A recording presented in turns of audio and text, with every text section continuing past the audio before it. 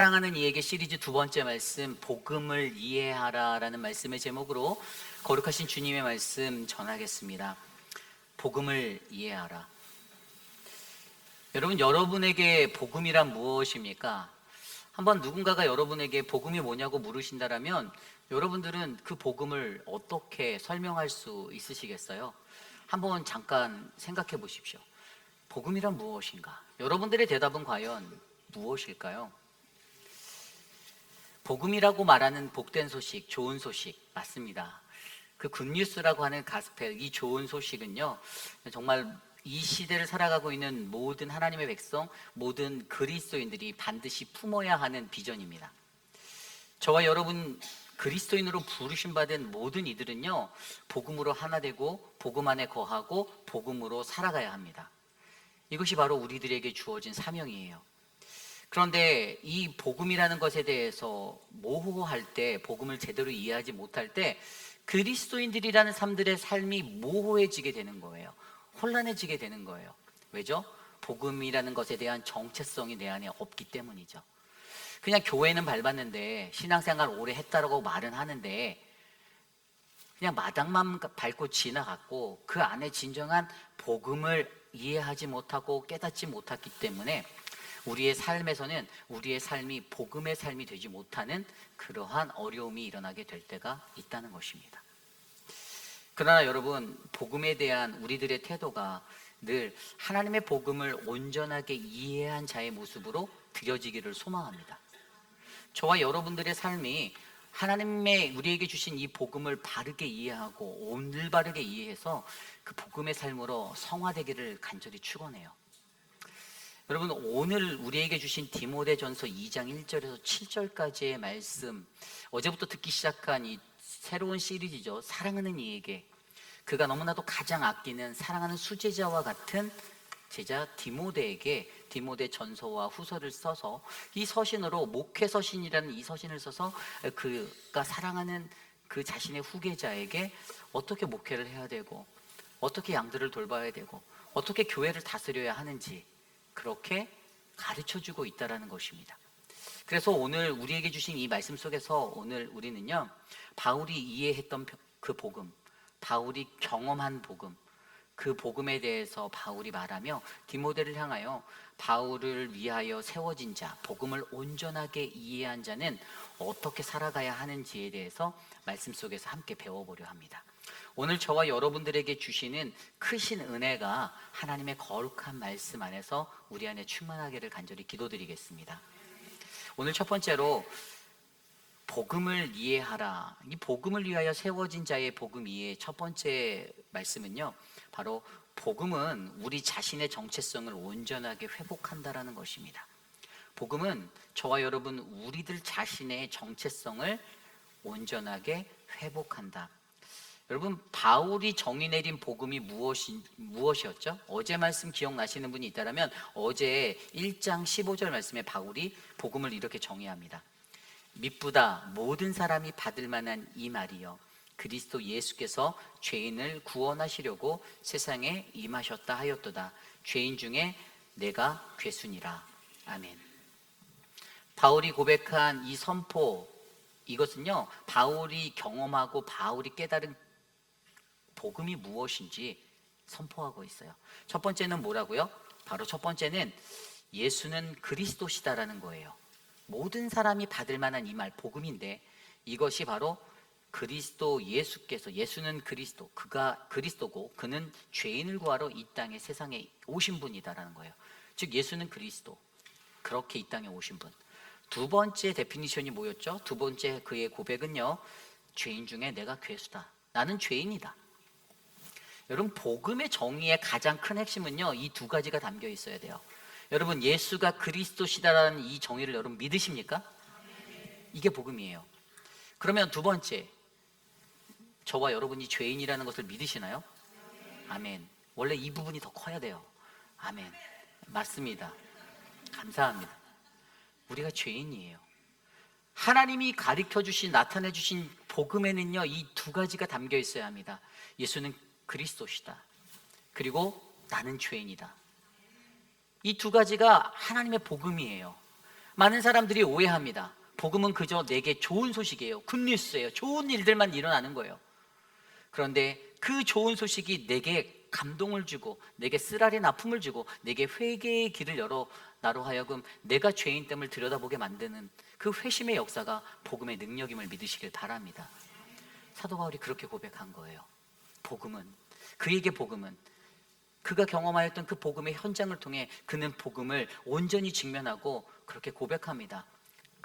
예수 그리스도, 그분이 죄인을 구하러 이 땅에 오셨다. 그는 그리스도시다. 그리고 나는 죄인 중에 죄인, 가장 지독하고 악독한 괴수였다라고 설명하고 있습니다. 그렇습니다. 여러분, 오늘 우리에게 이러한 믿음의 고백이 필요합니다. 그런데 이것이 무엇을 통해 일어난다고요? 복음을 통해 회심의 역사로 우리의 정체성이 회복되어진다는 거예요. 인간은 저마다 자신이 갖고 있는 정체성을 안고 살아갑니다. 그 정체성은 저와 여러분 다 달라요. 그런데 우리 안에 하나의 공통된 정체성인데, 그것은 바로 우리가 그리스도인 하나님의 백성이라는 것입니다. 그리고 우리에게는 그 복음이 있다라는 것입니다. 사도 바울이요, 사도행전을 들여다보면 7장, 8장, 9장에 보면 그가 어떠한 사람이었는지를 나타내줘요.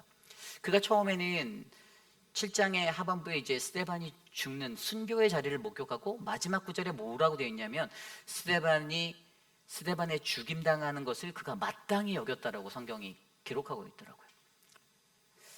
바울이 그랬던 사람이에요. 사울로 살아갈 때 그는 잘 죽었다, 저 예수쟁이 잘 죽었다, 이랬던 사람이었습니다. 그리고 8장에 이렇게 넘어와서 읽어보니까 8장 3절에 사울이 교회를 잔멸할새 각 집에 들어가 남녀를 끌어다가 옥에 넘겼다라고 기록하고 있더라고요. 굉장했던 사람입니다. 눈에 불을 밝히고 그리스도인들을 찾아내서 전멸시키겠다, 진멸하겠다라고, 아주 잔멸해버리겠다라고 다짐했던 악질 중에 악질이었습니다. 그리고 9장 1절, 사도행전 9장 1절에도 보면 사울이 주의 제자들에 대하여 여전히 위협과 살기가 등등하여, 그가 어떤 컨디션의 사람이었는지, 과거 어땠는지를 설명하고 있어요.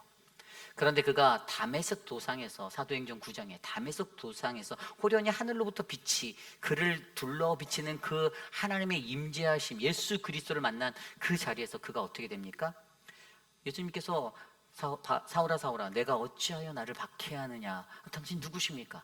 나는 내가 박해하는 예수라. 그리고 그의 눈이 멀었던, 그래서 사흘을 먹지도 못하고 보지도 못하고 마시지도 못하는 그 암흑기와 같은 그 삶의 현장으로 빠진 그의 삶에 어떻게 됩니까? 그가 바로 이 회심의 역사가 그의 삶 가운데 일어나게 되었습니다. 그가 바뀌었어요. 그가 그 예수 그리스도의 복음을 접하고 난, 예수 그리스도를 만난 다음에 그의 삶이 완전히 180도 바뀌게 되었습니다. 여러분, 여기서 중요한 것은요, 바로 우리의 회심의 자리가 반드시 필요하다라는 것입니다. 무엇 때문에요? 복음을 깨닫기 위해서. 여러분들의 삶을 한번 들여다보십시오. 여러분의 삶에 회심의 자리가 있으세요? 여러분, 예수님 진짜 정말로 전인격적으로 제대로 만나보신 적이 있으신가요? 교회 몇십 년 동안 열심히 다녀왔는데, 그런데 잘 들여다보십시오. 내가 정말 예수 그리스도 제대로 만난 적이 있는가? 내가 그 회심의 역사의 자리가 내 속에는 있는가? 들여다보세요. 예수 그리스도를 그 마주하여 복음을 온전히 깨달은 사람, 그렇게 복음을 위하여 세워진 복음의 이해가 제대로 된 사람에게 자세히 들여다보면 분명히 회심의 자리가 꼭 그들에겐 담겨져 있습니다. 저는 저와 여러분, 우리의 삶 가운데 그러한 복음을 마주한 자의 회심의 자리가 우리 안에 있기를 간절히 기도드립니다. 물론 하루아침에 완벽하게 바뀌지는 않아요. 그러나 조금씩 예수 그리스도 만나면 변화되는 겁니다. 바뀌는 거예요. 세상 사람들이 그렇게 바뀐 여러분들을 보고, 나도 저 사람 보고 교회 한번 가보고 싶다라는 그 어떤 인터레스팅이 막 일어나는 거예요. 그런 흥미가 막 생기는 거예요. 저 사람이라면 나도 한번 예수 믿어볼까? 저는 이곳에 계신 우리 사랑하는 회의비라는 장로교의 모든 성도들이 바로 그러한 복음의 정체성이 온전히 회복된 한 분 한 분이 되시기를 기도드립니다. 여러분의 삶의 터전에서 여러분들이 마주하는 수많은 사람들, 그들 가운데 여러분들에게 확립되어진, 온전하게 회복되어진 복음의 정체성으로 말미암아 자연스럽게 하나님의 복음을, 하나님을, 예수 그리스도를 세상 가운데 전하는 믿음의 증인이 되시기를 간절히 축원합니다. 이것이 바로 오늘 말씀의 첫 번째, 복음을 이해하라. 복음은 우리 자신의 정체성을 온전하게 회복한다라는 것입니다. 그렇다면 이제 이 복음으로 말미암아 자신의 정체성이 온전히 회복되어진 사람, 그러한 사람이 복음을 잘 이해한, 복음을 위하여 세워진 자의, 복음이 이해되어진 자가 어떻게 살아가는지를 오늘 말씀 사도 바울의 모습을 통해 두 가지를 확인해 보도록 하겠습니다. 그 첫 번째, 그가 살아가는 모습이 뭐냐면요, 바로 첫 번째는요, 모든 사람을 위하여 열심히 기도하고 감사한다라는 것입니다. 모든 사람을 위하여 열심히 기도하고 열심히 감사한다. 여러분, 오늘 말씀 1절입니다. 그러므로 내가 첫째로 권하노니 모든 사람을 위하여 간구와 기도와 도고와 감사를 하되. 아멘. 사도 바울이 디모데에게 권면합니다.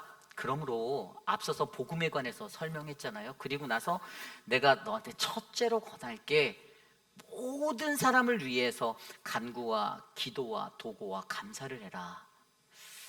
이게 쉬운 말로 제가 바꿔서 설명드리면요, 뭐 어려운 말인 것 같지만 간단해요. 열심히 기도하고 열심히 감사해, 이 말입니다. 기도가, 간구가 뭐죠? 이 간구라는 것은 이 supplication, 이것은 탄원이에요. 하나님께 간구하는 겁니다. 그리고 기도는 우리가 잘 아는 prayer, 기도죠. 일반적인 기도예요. 도고라는 것은 무엇입니까? 이 도고는 우리가 잘 알고 있는 intercession, 중보기도. 그러니까 사실 여기에 기도하라는 거예요. 기도. 그냥 자나깨나 그냥 여러 가지 다양한 종류의 기도를 막 해라. 기도를 엄청 열심히 하라는 거죠. 그리고 마지막에 나와 있는 감사, thanksgiving. 이것은 이제 감사 기도들이라는 거죠. 여러분, 믿는 이들에게 있어서 기도가 정말 중요한데, 우리에게 기도가 얼마나 중요한지 우리가 안다라면 저와 여러분들은 기도하는 사람이 되셔야만 합니다. 여러분들의 삶의 시간을 쪼개고 하나님 앞에 기도의 자리로 나아가셔야 돼요. 감사하셔야 됩니다. 그런데 보세요, 한 가지 눈에 또 들어오는 게 모든 사람을 위하여 기도하래요. 모든 사람을 위해서. 많은 사람들은 일반적으로 기도할 때 나를 위해서 기도하거나 나랑 그냥 가깝게 관련된 사람들을 위해서 기도하지만, 오늘 사도 바울의 가르침은 모든 사람을 위해서 기도하는 것이 정말로 중요하다라는 것입니다. 그리고 2절을 들여다보니까 좀 더 구체적으로 말해요. 임금들과 높은 지위에 있는 모든 사람을 위하여 기도하라. 아멘. 조금 더 구체적으로 아주 스페시픽하게 디테일하게 얘기해 주시는데, 말 그대로 대통령과 위정자들을 위해서 기도하라는 거예요. 여러분, 바이든을 위해서 얼마나 기도하십니까? 바이든 안 하시잖아요. 잘 안 하시게 돼요. 교회에서 공동 기도할 때 가끔씩 한두 번 하지, 개인적으로 집에서 주여 우리 대통령을 이러면서 기도하는 분 제가 잘 보질 못했어요. 저도 잘 그렇게 기도 안 하거든요. 교회나 왔을 때나 같이 회중에서 합심 기도할 때 나라와 민족을 위해서 기도하지, 잘 개인적으로는 잘 안 돼요. 그런데 분명히 디모데에게 바울은 임금들과 높은 지위에 있는 모든 사람, 위정자들을 위해서 기도하라는 거예요. 왜 이렇게 모든 이들을 위해서 기도하라고 할까? 왜 나라를 위해서? 특히나 요즘에 이제 우리가 아까 이재용 장로님 기도하신 대로 대선이 얼마 남지 않았잖아요. 여러분, 어떤 지도자가 선출되는가가 굉장히 중요한 거예요. 하나님이 선택한 그 지도자가 세워져야 된다는 사실은 모든 그리스도인들의 소망입니다. 그런데 여러분, 오늘 그의 기도에는요, 그가 말하는 이 가르침에는 2절 후반부에 보면 왜 그렇게 기도해야 되는지 이유를 적어 놓았어요. 2절 후반부에 뭐라고 나와 있죠? 이는 우리가 모든 경건과 단정함으로 고요하고 평안한 생활을 하려 함이니라. 아멘. 왜 모든 사람을 위해서 기도해야 되나? 왜 지도자들을 위해서 기도해야 되나? 그 답은요, 안정되고 평안한 가운데서 경건하고 거룩한 생활을 할 수 있기 때문에 라고 기록하는 거예요.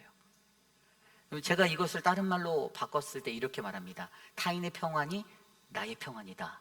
우리 옆 사람께 한번 말해볼까요? 여러분의 평안, 당신의 평안이 나의 평안입니다. 한마디 더 해볼까요? 제가 당신을 위해 기도하겠습니다. 여러분, 잘 생각해 보십시오. 사람은 자기 자신의 평안을 위해서 자기가 기도합니다. 나를 위해 기도해서 내가 평안해질 수 있다고 믿는 것이 인간의 관점이에요. 그런데 조금 더 자세히 넓게 생각해 보면 다른 사람이 나와 함께하는 이웃이 평안하면 내가 평안할 수 있습니다. 내 공동체의 다른 형제 자매의 삶이 평안해서 그들이 행복해하고 그들이 평안하면 내 마음이 평안할 수 있는 거예요. 여러분, 우리나라를 다스리는 이 나라의 대통령, 위정자들이 좋은 지도자로 나라를 평온하게 행복하게 다스릴 때 우리는 이 땅에서 행복한 삶이다라고 말할 수 있는 백성이 되는 것입니다. 이 믿음의 원리가 역사하는 거예요. 여러분, 야고보서 5장 16절 말씀에도 야고보가요, 의인의 간구는 역사의 힘이 크다라고 말합니다. 저와 여러분들이 믿음의 사람이라면 우리들, 의인된 우리들 한 사람 한 사람이 모든 이들을 위해서, 이 나라와 이 민족과 열방을 위해 기도하는 이 기도가 얼마나 우리에게 큰 능력의 힘이 되는지 우리가 믿으시기 바랍니다. 예수님도요, 자기 자신을 위해서 기도한 적도 있지만 예수님의 기도를 자세히 이렇게 들여다보면 복음서에서 예수님도 자신과 함께하는 모든 이웃들을 위해서 기도했어요. 근데 그가 어떻게 기도했는지를 제가 고민해 보니 몇 가지가 눈에 들어오는데, 첫 번째는 그들의 믿음을 위해서 기도했더라고요. 누가복음 22장 31절 32절 말씀에 시몬아 시몬아 보라, 사탄이 너를 밀가 부르려고 요구하였으나 그러나 내가 너를 위하여 믿음이 떨어지지 않기를 기도하였노니 너는 돌이킨 후에 내 형제를 굳게 하라. 아멘. 뭐라고요? 너희의 그 연약한 믿음을 위해서 내가 기도하는데, 사단은 너를 자꾸만 넘어뜨리려고 하는데 너가 흔들리지 않게 기도하거든. 그런데 너 굳건히 서서 오히려 너는 너의 형제들을 굳게 하는 사람이 되어서 기도해줘. 그렇게 살아줘. 부탁하는 거예요. 예수님의 기도가 그랬다라는 거예요. 내 지체의 형제 자매들의 믿음이 굳건해질 수 있도록. 여러분, 그렇게 우리 이웃을 위해 기도하는 여러분들이 되시기를 기도드립니다. 나 자신의 믿음이 굳건해지는 것 정말 중요한데, 물론 그것은 기본이고요. 우리 형제 자매 같이 가는 공동체, 가족과도 같은 우리의 모든 컨그리게이션, 모든 멤버들이 늘 이런 견고한 믿음 안에 사탄에게 넘어지지 않도록 기도해 주셔야 돼요. 그리고 또 두 번째 그의 기도의 모습이 뭐냐면 그들의 연합을 위해서 기도하는 예수님의 모습이 보여요. 요한복음 17장 11절에 뭐라고 말씀하시냐면 나는 세상에 더 있지 아니하오니 그들은 세상에 있사옵고 나는 아버지께로 가옵나니 거룩하신 아버지여 내게 주신 아버지의 이름으로 그들을 보존하사 그들이 하나가 되게 하옵소서. 아멘. 그렇게 기도합니다. 저들이 하나 되게 해달라는 거예요. 공동체가 하나 되게 해달라는 거예요. 가족이 하나 되게 해달라는 거예요. 여러분의 사랑방이 하나가 되게 해달라는 거예요. 우리 교회가 하나 되게 해달라는 거예요. 하나됨을 위해서 기도하는 예수님의 기도를 바라보게 합니다. 그리고 요한복음 17장에 또 다른 게 있는데 그들의 거룩한 성화됨을 위해서도 기도합니다. 요한복음 17장 17절 그들을 진리로 거룩하게 하옵소서. 아버지의 말씀은 진리니이다. 아멘. 그들을 거룩히 살게 해달라는 거예요. 이 기도가 저와 여러분 우리 공동체 안에 넘쳐나는 모든 일을 위한 기도가 되기를 간절히 축원합니다. 우리가 어떤 기도를 드릴 것인가? 왜 우리가 모든 사람을 위해서 기도하나? 내 기도하기도 바쁜데, 내 가족들을 위해서 기도하기도 바쁜데 왜 내가 김 씨를 위해서, 이 씨를 위해서, 최 씨를 위해서 기도해야 하나? 여러분, 그들의 평안이 바로 오늘 나의 평안이 됨을 믿으시기 바랍니다. 갈라디아서 6장 2절 말씀에 사도 바울이 그렇게 고백합니다. 너희가 짐을 서로 지라 그리하면 그리스도의 법이 성취되리라. 아멘. 우리가 서로의 짐을 같이 지는 거예요. 같이 기도하는 거예요. 서로가 평안할 수 있도록. 그래서 하나님의 법이 우리 안에 성취되어지는 그 하나님의 역사를 바라볼 수 있다는 것. 성경 속에서 또 에스더가 그 하만이 짰던 그 잔머리의 계획의 그 악한 계획 가운데 유대인 말살 정책이라는 그것 앞에서도 그녀는 죽으면 죽으리라라고 기도했잖아요.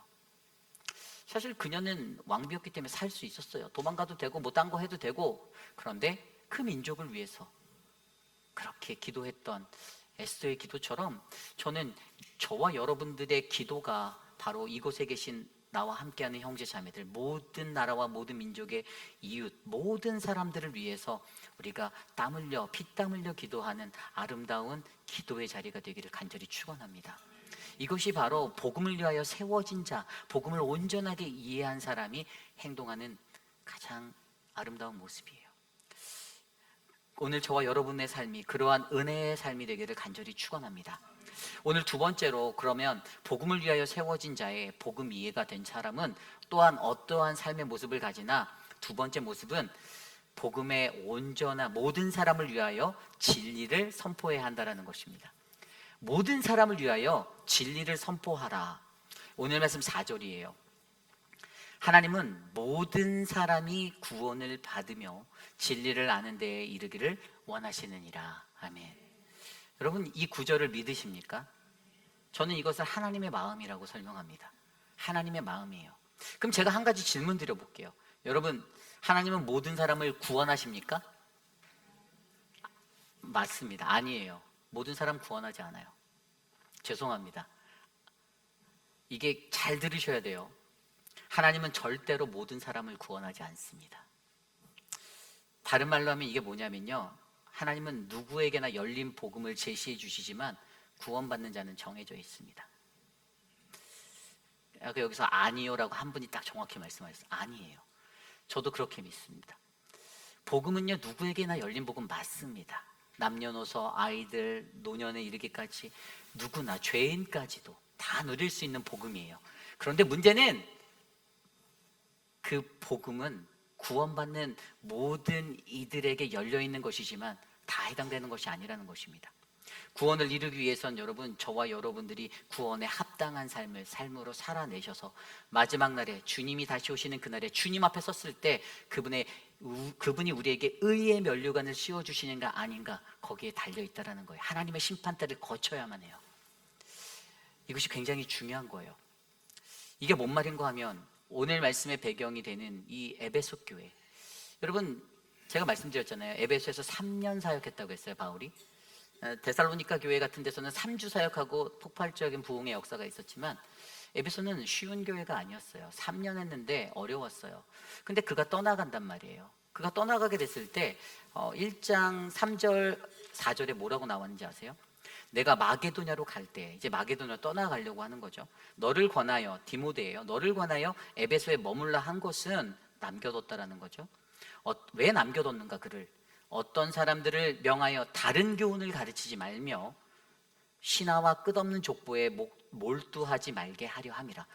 디모데를 에베소에 남겨둔 이유에 대해서 밝히는 거예요. 이런 것은 믿음 안에 있는 하나님의 경륜을 이룸보다 도리어 변론해 내는 것이라. 자, 우리가 여기서 들여다보면 그 당시 에베소에 어떤 문제가 있었는지 우리가 알 수 있어요. 에베소 교회에 가지고 있었던 문제가 아까 3절과 4절의 문제인데, 제가 좀 더 풀어서 아까 그 말씀의 영역을 설명해 드리면 다른 복음이 있었다라는 거예요. 첫 번째, 눈에 다른 복음, 영지주의를 말하는 거예요. 그 당시에 헬라주의는 헬라 철학과 어떤 헬라 문학 가운데, 그들의 삶 가운데 틈타들었던 어떤 사상이, 이 구원에 관한 구원론이 어떻게 돼 있었냐면, 지식적으로 구원에 이를 수 있다, 도달할 수 있다, 지식으로 말미암아, 아는 것으로 말미암아 내가 구원받을 수 있다라는 깨달음, 바로 우리가 알고 있는 바로 그노시스티즘이라는 영지주의예요. 그런데 이 영지주의는 그냥 머리로만 깨달는 거예요. 머리로만. 그런데 그 당시에 넘쳐났던 이단이 다 영지주의가 너무 많았는데, 이 영지주의자들이 바울에게 그러는 거예요. 야, 이거 맞잖아. 그렇다라고 해줘. 네가 전도하고 네가 섬기는, 네가 가서 말씀 전하는 자들에게 야, 지식적으로 머리로 깨달아서 구원 받을 수 있다고 말해라고 하는데, 바울이 이걸 거부하는 거예요. 너희들은 잘못됐다라는 거예요. 너희들은 복음이 아니다라는 거예요. 영지주의자들이 가지고 있었던 제한된 복음, 머리로 깨달은 자들은 구원받는다, 우리는 진리를 알고 있다라는, 이게 사도 바울은 틀렸어, 그거 아니야 라고 말하는 거예요. 그 가르침을 다른 교훈이라 말하는 거예요. 영지주의자들 때문에 하나님의 복음이 희석되어지고, 온전하지 못한 하나님의 복음, 예수는 그리스도시다, 나는 죄인이다라는 진정한 이 진리를 놓쳐버린 그들을 향해서 잘못됐다라고 바르게 가르치라는 거예요. 두 번째, 신화의 이야기가 나왔죠. 아까 보면 신화가 있다고 했어요. 신화는 뭡니까? 나는 영적으로 깨달았다라는 거예요. 미신적인, 로마 제국하에 있었잖아요. 로마에, 그리스에 얼마나 많은 신화들이 있었습니까?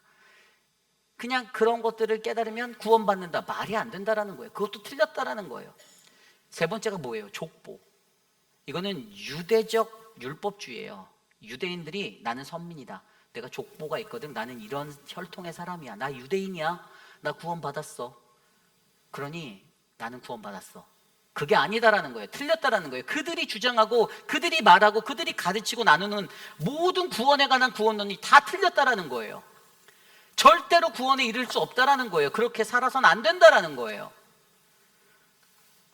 우리만 구원을 얻었다라는 족보를 가지고, 유대적 율법주의를 가지고 나는 구원을 얻었는데라고 말하는 그것이 틀렸다. 여러분, 그래서 하나님의 복음을 올바르게 이해한 사람은요, 우리가 어떻게 구원받는지를 바르게 알고 그대로 살아가야 되는 거예요. 그래서 오늘 그가 뭐라고 말합니까? 5절 말씀에 하나님은 한 분이시오, 또 하나님과 사람 사이의 중보자도 한 분이시니 곧 사람이신 그리스도 예수라. 아멘. 우리의 구원의 유일한 길은 예수 그리스도라고 전하는 거예요.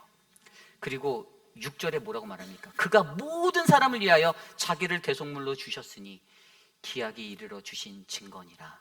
아멘. 하나님의 약속이라는 거예요.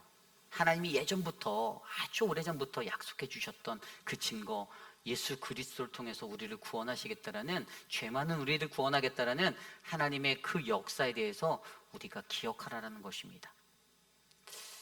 여러분, 이 굉장히 중요한 거예요. 6절에 나온 대로 예수 그리스도의 죽음을, 십자가를, 그리고 부활을, 그것이 하나님의 약속이다라고 인정한 사도 바울이 어떻게 됩니까? 바울이 무엇이 진정한 이 복음인지를 깨닫게 되는 그러한 자리에 서게 되었던 거예요. 그가 십자가를 알아요. 그러니 뭐라고 말합니까? 그가 빌립보서 3장 8절에도 또한 모든 것은 해로 여기고 내 주 그리스도를 아는 지식이 가장 고상하다. 세상의 모든 것들이 다 배설물이다라고 고백할 수 있었던 게, 그래서 그가 이 십자가를 알고 주의 복음을 온전히 깨달아 아니까 그의 삶 가운데 아무것도 필요 없다, 예수 그리스도면 충분하구나라는 이 감동이 그의 삶에 젖어들었던 것입니다. 나의 달려갈 길과 내가 해야 할 모든 것들에 그가 몰입했던 것은 오직 주의 복음을 들고 다름질하는 것. 여러분, 저는 이곳에 계신 저와 여러분들이 그러한 하나님의 은혜를 아는 믿음의 사람이 되시기를 간절히 소망합니다. 아까 4절 말씀에 모든 사람이 구원을 받으며 진리를 아는 데 이르기를, 하나님은 그것을 소망하세요. 그죠? 그 진리가 무엇인가? 오늘 말씀의 헬라어 단어로 보면 이 단어는 알레데이아라는 단어가 쓰였어요. 헬라어 알리데이아. 그런데 이 알리데이아는요, 알리데스라는 숨기다, 감추다라는 단어에 아라는 이 부정적 불변사가 같이 와서 반대로 쓰게 된 거예요. 그러니까 숨기고 감추고 깨닫지 못하다라는 의미가, 아라는 부정형의 단어 불변사가 와서 반대로 된 거예요. 그래서 어떻게 되냐면 숨겨지고 감추어졌던 것이 밝히 드러나라라는 의미가 바로 진리예요. 그게 복음이에요. 아주 비밀하고 아주 숨겨진 것 같은, 아무나 함부로 알 수 없는 되게 오묘한 그러한 진리인데, 이것이 복음에서 드러나게 된다라는 거예요. 여러분, 저와 여러분들의 삶이 이 진리를 아는 데 이르는 한 사람 한 사람이 되기를 원합니다. 그리고 여러분, 저와 여러분들이 모든 사람을 위하여 올바르게 진리를 선포하고 가르치는 그러한 한 분이 되시기를 기도드립니다. 여러분들이 복음을 위하여 세워진 자로 세움을 받아 복음을 바르게 이해해서 여러분들을 통해서 이러한 하나님의 복음이 무엇인지, 잘못된 복음이 나누어지고 잘못된 복음이 선포되어져서 헛된 우상을 쫓아 어리석은 그리스도인을 만들어내는, 찍어내는 공장이 되는 것이 아니라, 교회라는 공동체 안에서 거룩하고 올바른 하나님의 말씀이 선포되고 살아있는 생명이 넘치는 좌우의 날이 선 하나님의 말씀이 온전하게 우리에게 선포되어, 진정한 복음은 무엇인가? 예수 그리스도, 나는 죄인이다. 그리고 그 말씀 안에서 내가 더욱더 하나님의 복음을 위해 헌신하고 다름질하는 믿음의 사람들이 되시기를 간절히 축원합니다. 여러분, 여기에 쓰였던 이러한 일들이 정말 저는 은혜의 일들이 되기를 소망해요. 우리 교회에서도 복음을 위하여 세워진 자들이 많이 계시지 않습니까? 그리고 그러한 분들이 복음을 온전하게 이해했을 때, 여러분들이 하는 그 하나하나가 정말 충만한 하나님의 역사가 되기를 기도드립니다. 마태복음 20장에 보면요, 포도원 주인이 타국에 갈 때 그들에게 각각의 포도원 주인의 이야기가 나오는데, 다른 나라가 아니고 포도원 주인의 이야기가 나오는데, 그가 3시, 6시, 9시, 11시에 각각의 다른 사람들을 자신의 포도원으로 불러들여서 일을 시켜요. 근데 너무나도 잘 알지만 결과는 어땠죠? 그들의 품삯이 다 똑같았어요. 한 데나리온. 근데 제가 이 이야기를 생각을 했을 때 이 한 데나리온이 물질적인 가치로는 한 데나리온인데 영적인 가치에서는 그 한 데나리온은 예수 그리스도라는 사실을 느끼게 되었습니다. 주인은 똑같은 것을 나눠준 거예요. 그런데 사람들이 불평해요. 왜죠? 내가 더 일 많이 했다는 거예요. 나는 3시부터 와서 했는데 나는 6시에 왔어. 근데 쟤는 뭐야? 쟤는 11시, 11시에 왔는데도 똑같네? 하나님은 우리에게 똑같은 예수 그리스도라는 그 충만한 것을 주시는데 그것을 받는 우리들이 인간의 욕심으로 그것에 대해서 우리 안에 충만한 예수를 느끼지 못하고 불평하고 원망하고 살아간다라는 거예요.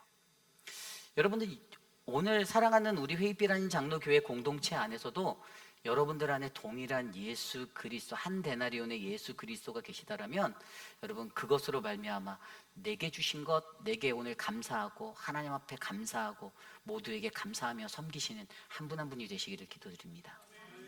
그러한 역사가 바로 저와 여러분들 안에 일어나길 바라요. 여러분, 복음의 온전한 가르침을 바르게 세우시는 우리 모두가 되시기를 기도드립니다.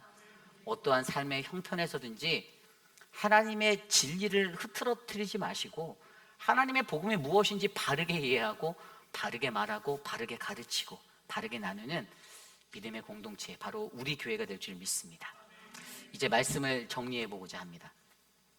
오늘 말씀에서 우리는요, 가장 먼저 이 복음을 위하여 세워진 자의 복음 이해, 바울의 이해를 살펴보았어요. 가장 먼저 제가 설명드린 게 복음은 자기 자신의 정체성을 온전하게 회복하는 것이다라는 것을 알게 했습니다. 바울이 그 증거가 되었잖아요. 바울을 통해서 복음이 내 속에 무너져 있던 나의 자아와 나의 어그러진 것들을 바르게 잡아주고 회복하고 하나님의 사람으로 다시 일하게 만들어 주었습니다. 그리고 그의 모습을 통해 들여다볼 수 있었던 것은요, 모든 사람을 구원하겠다라는 이 열린 복음, 그러나 모든 사람을 위하여 내가 반드시 열심히 기도하고 감사하며 섬겨야 한다라는 것들을 복음을 깨달은 자로서의, 복음을 이해한 자로서의 삶이라고 가르쳐 주었습니다. 그리고 두 번째는 모든 사람을 위하여 진리를 선포하는 것, 진리가 무엇인지를 바르게 아는 것이잖아요. 무엇이 진리인지를 바르게 알아 숨겨지고 감추었던 것이 밝게 드러난 그 복음을 누구에게나 열린 복음으로 우리가 전하는 것입니다. 그러한 삶이 저는 저희 교회 안에 넘쳐나기를 바라요. 저와 여러분들의 삶 안에 하나님의 복음이 바르게 이해되어져서 그냥 교회에 와서 마당만 밟고 떠나가고 예배 드리고 습관적으로 지나가는 인생이 아니라 복음이 무엇인지 알면 여러분, 그 복음 때문에 가슴 뭉클하고 감격이 밀려오고 눈물이 나는 그 인생이 진짜 복음의 인생이 되는 거예요. 저 사람이 복음을 제대로 알지 못하는데, 저 사람이 복음을 어긋난 복음으로 이해하고 살아가는데, 그래서 교회가 문제가 생기고 교회가 아파하고 서로 자기 고집 내세우는 그러한 일들만 일어나게 되는 거예요. 그런데 분명히 오늘 말씀에도 그렇게 말씀하시며 3절에 뭐라고 말합니까? 이것이 우리 구주 하나님 앞에 선하고 받으실 만한 것이다 라고 말합니다. 이것이 뭐예요? 복음을 위해 이렇게 행동하는 것, 모든 사람을 위하여 기도하고 감사하는 것, 복음을 위해 진리를 바르게 선포하는 것, 이것이 하나님이 보시기에 가장 좋은 거라는 거예요. 하나님 앞에 선하고 받으실 만한 것, 선하다, 히브리어는 토부, 오늘 헬라어로는 칼로스라는 단어가 쓰였어요. 아름다운, 선한 것, 하나님 보시기에 아름다운 것이에요. 이 말씀이 어디에 쓰였냐면 마가복음 14장에 그 칼로스라는 단어가 쓰였는데, 베다니 나병 환자 그 시몬의 집에서 식사하실 때 한 여인이 한 나드의 그 옥합을 가져와 깨뜨려 예수님의 발 앞에 붓고 그의 머리에 붓는 그 장면, 예수의 머리에 부을 때 어떤 이들이 화를 내는 거예요. 너 뭐 하는 거냐고, 그 귀한 거를 왜 여기서, 저게 얼마나 귀한 건데 왜 뭐 하는 거야, 화를 낼 때 예수님이 뭐라고 말씀하셨죠? 6절에 보니까 가만두라, 너희가 어찌하여 그를 괴롭게 하느냐, 그가 내게 좋은 일을 하였다. 여기에 좋은 일이 칼로스예요. 하나님이 보시기에 가장 좋은 것, 하나님이 보시기에 가장 아름다운 모습. 저는 저희가 하나님이 보시기에 가장 아름다운 모습을 하셨으면 좋겠어요. 우리 교회가 그런 교회가 되기를 원합니다. 그게 복음을 바르게 이해한 사람, 복음을 위하여 세워진 자의 진정한 모습입니다. 오늘 여러분은 하나님이 보시기에 가장 선하고 받으실 만한 일들을 감당하고 계십니까? 하나님이 저와 여러분들을 부르셨습니다. 복음에 합당한 사람으로. 그리고 우리에게는 그 복음 대신 예수 그리스도가 저와 여러분들 안에 있습니다. 이것을 믿고 우리 한 사람 한 사람이 복음이라는 것은 바로 나와 여러분, 우리 공동체, 더 나아가 모든 사회와 모든 열방, 모든 나라 가운데 하나님이 주시는 가장 큰 기쁨의 좋은 소식임을 우리가 믿고 세상에 전하는 그러한 믿음의 공동체가 되시기를 간절히 축원합니다.